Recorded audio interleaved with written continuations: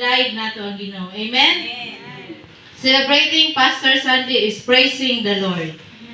Ang paghatag og honor and respect sa ato ang pastor, paghatag usab og honor and respect sa atong Ginoo.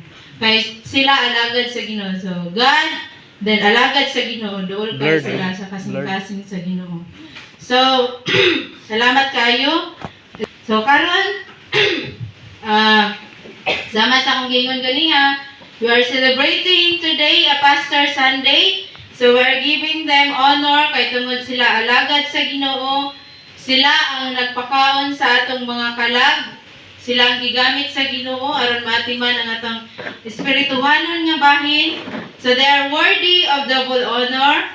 Worthy usab sila sa atong mga pagpasalamat. So aduna ako'y mga gipili nga tulo ka musta. Na ako'y gipili nga tulo ka buok. And para kini sa ato ang mga pastor, pagpasalamat kanila tungod kay sila, no? So Reverend Emiliano Daniel at Pastora Rosita Uyaw, ministry sa Ginoo dinhi sa gibilin nga ministry ni Reverend Jonathan Uyaw. Sad to say nga Pastor Sunday karon nga tuig.